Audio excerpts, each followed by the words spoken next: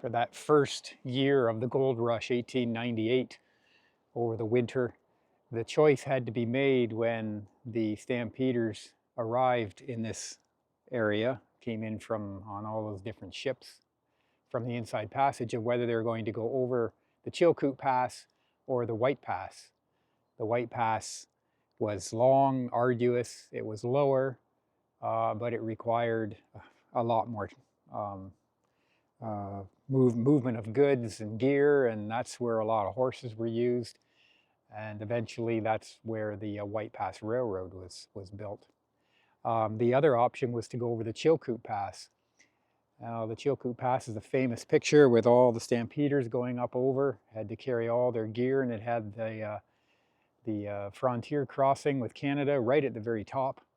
And they were checked at that point and had to bring 1,000 pounds of gear, which took 40 to 50 trips over top of that pass. If they chose the Chilkoot Pass, they would have come in here.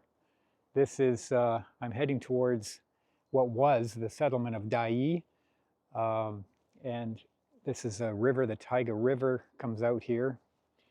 And it's a long, kind of shallow mud flat area. So the ships, the ocean-going ships, could make it a ways in, kind of where you can see it there, because we're pretty well at low tide. At high tide, they could come in a little bit further, and they dump all their goods just unceremoniously onto these mud flats. And at low tide like this, they would have to make their way in to the inlet with all of their gear up to the town of Dyea, which is where I'm heading right now, and sort it all out, arrange packers, and then make their way to the Chilkoot Pass, which is still, I don't know, 50 miles up the trail from here. And they had to do all that before high tide, because at high tide, if they didn't have everything moved in by then, they would lose everything.